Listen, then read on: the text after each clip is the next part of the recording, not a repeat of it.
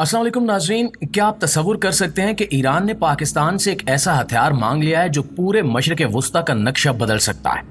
बहुत सी खबरों के मुताबिक ईरान ने पाकिस्तान से शाहीन 3 बैलिस्टिक मिसाइल की दरखास्त की है।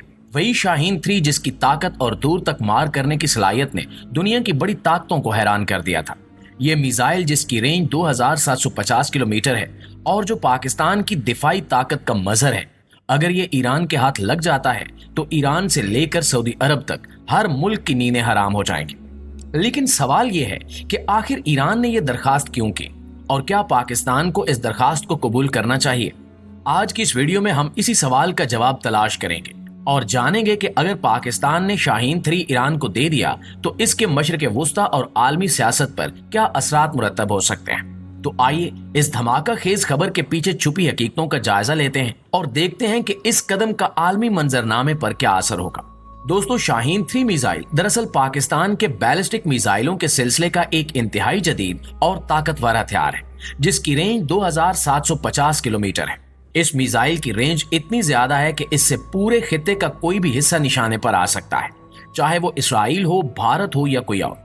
इस मिसाइल की एक और अहम खसूसियत इसका जदीद गाइडेंस सिस्टम है जिसके जरिए ये अपने हदफ को इंतहाई दुरुस्तगी के साथ निशाना बनाता है, यानी इसका हदफ कभी खता नहीं होता, चाहे हदफ कितनी ही दूर और कितना ही महफूज क्यों ना हो। इसके अलावा इस मिसाइल की खास बात यह है कि ये अपनी तेज रफ्तारी की वजह से दुश्मन के रेडार पर आसानी से नजर नहीं आता, यानी ये स्टेल्थ खसूसियात रखता है। इसकी रफ्तार और जमीन से गुजरने का अंदाज इसे दुश्मन के मिसाइल डिफेंस सिस्टम से बचने में मदद देता है, जो इसे इंतहाई खतरनाक बनाता है। शाहीन 3 मिसाइल को न सिर्फ रिवायती बल्कि एटमी वारहेड के साथ भी लॉन्च किया जा सकता है। इसकी ये सलाहियत इसे स्ट्रैटेजिक हथियार बनाती है जो किसी भी खतरनाक सूरत हाल में दुश्मन के लिए बहुत बड़ी तबाही का बायस बन सकता है। नाज़रीन, अब सोचिए कि अगर ये मिसाइल ईरान के हाथ में आ जाता है तो क्या हो सकता है। ईरान जो इसराइल के साथ कशीदगी में मुब्तला है और अपने दिफा में किसी भी किस्म के हथियारों के इस्तेमाल से पीछे नहीं हटता, अगर इसे शाहीन 3 जैसे बैलिस्टिक मिसाइल की ताकत मिल जाए तो एक लम्हे के लिए सोचें कि मशरिक़ वुस्ता में ताकत का तवाजुन किस कदर बदल सकता है। इस मिसाइल की मदद से ईरान के पास ये सलाहियत होगी कि वो इसराइल जैसे मुल्क पर हमला कर सके और किसी भी खतरे का निहायत कम वक्त में जवाब दे सके।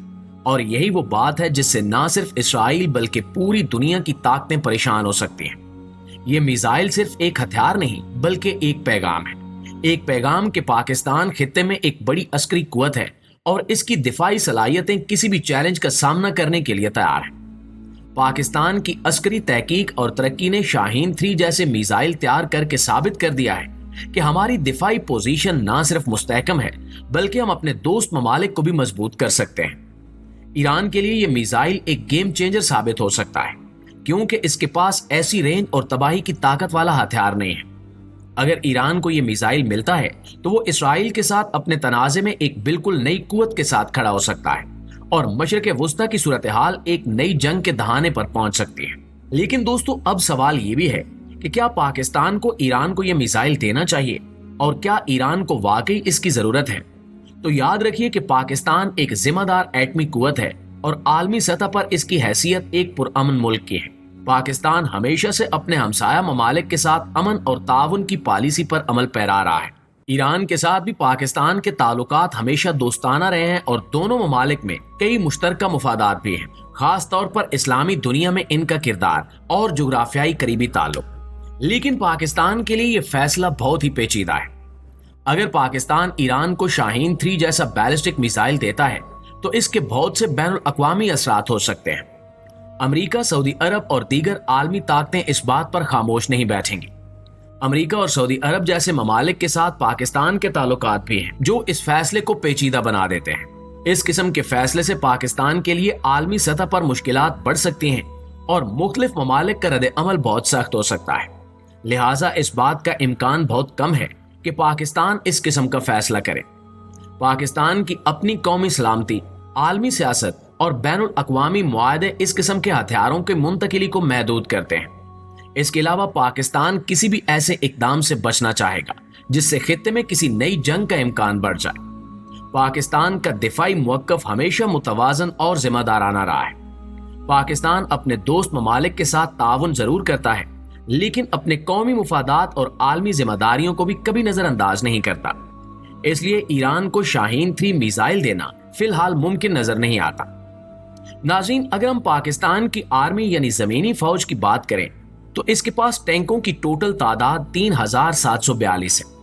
ان میں سے ایک بڑی تعداد پاکستان اور چائنا کے تعاون سے بنائی گئی ہے۔ الخالد، الزرار اور دیگر ٹینکس ان میں شامل ہیں۔ فوجیوں کو ایک جگہ سے دوسری جگہ پر منتقل کرنے کے لیے زمینی گاڑیاں، جو بلٹ پروف آرمڈ گاڑیاں کہلاتی ہیں، ان کی تعداد پاکستان کے پاس 77,770 ہے۔ اگر ہم توپ خانے کی بات کریں تو توپ خانے میں 2 طرح کی توپیں استعمال کی جاتی ہیں۔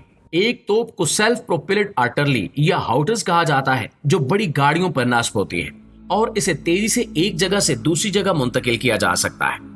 دوسری قسم کی توپ کو ٹوڈ آرٹلری یا ٹوڈ ہاؤٹرز کہا جاتا ہے۔ یہ ایک جگہ پر فکس ہوتی ہے اور اسے ایک جگہ سے دوسری جگہ پر منتقل کرنے میں کافی وقت لگ جاتا ہے۔ پاکستان کے پاس سیلف پروپیلڈ آرٹلری ہاؤٹرز کی تعداد 1225 سے زائد ہے، جبکہ ٹوڈ آرٹلری ہاؤٹرز کی تعداد 3345 ہے۔ اس کے علاوہ حال ہی میں پاکستان نے اپنے الفتح راکٹ سسٹم کی رینج بھی 300 سے بڑھا کر 400 کلومیٹر تک کرنے میں کامیابی حاصل کر لی ہے۔ اس کا کامیاب تجربہ ابھی کچھ ہی دن پہلے کیا گیا ہے۔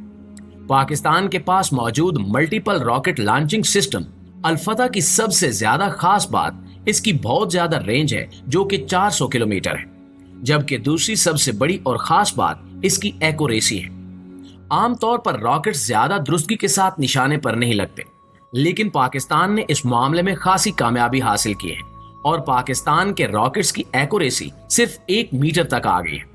یعنی اب پاکستانی راکٹس نہایت درستگی کے ساتھ ٹارگٹ کو ہٹ کر سکتے ہیں۔ ناظرین، اب اگر ہم پاکستان کی سمندری طاقت یعنی نیول فورسز کی بات کریں تو اس میں پاکستان دیگر ممالک کے مقابلے میں کافی پیچھے ہے۔ پاکستان کے پاس ٹوٹل بحری جہاز یا چھوٹی کشتیاں ملا کر 114 جنگی جہاز یا کشتیاں ہیں۔ پاکستان کے پاس کوئی ایئر کرافٹ کیریئر بحری جہاز نہیں ہے، جبکہ انڈیا کے پاس 2 ایئر کرافٹ کیریئرز موجود ہیں۔ اسی طرح سے پاکستان کے پاس کوئی ہیلی کاپٹر کیریئر بحری جہاز بھی نہیں ہے۔ اگر ہم آبدوزوں کی بات کریں تو پاکستان کے پاس تقریباً 12 آبدوزیں ہیں اور ان میں سے 3 آبدوزیں حال ہی میں ترکی اور چائنا کے تعاون سے بنائی گئی ہیں، جبکہ 3 آبدوزیں کافی پرانی ہیں جنہیں آگسٹا کلاس فرینچ آبدوزوں کا نام دیا گیا ہے۔ ان تینوں آبدوزوں کو بھی جلد ہی نئی آبدوزوں کے ساتھ تبدیل کرنے کا کام شروع ہو چکا ہے۔ پاکستان اب تیزی سے اپنی سمندری طاقت کو بڑھانے کے لیے بھی کافی حد تک سنجیدہ ہو چکا ہے۔ پاکستان کے پاس کوئی ڈسٹرائر بحری جہاز نہیں ہے، البتہ پاکستان اپنے پاس موجود فریگیٹ جنگی بحری جہازوں کو بطور ڈسٹرائر استعمال کرتا ہے۔ ان میں سے 2 بطور خاص ڈسٹرائر کے طور پر استعمال کیے جاتے ہیں۔ پیارے دوستو، یہ تھی پاکستان کی فوجی طاقت کے بارے میں مکمل تفصیل، جسے ہم نے وقت کی کمی کے باعث بڑے مختصر انداز میں آپ کے سامنے پیش کرنے کی کوشش کی ہے۔ اگر آپ کسی اور ملک کی فوجی طاقت کے بارے میں تفصیل سے جاننا چاہتے ہیں تو کمنٹ سیکشن میں اپنی رائے کا اظہار ضرور کیجیے گا۔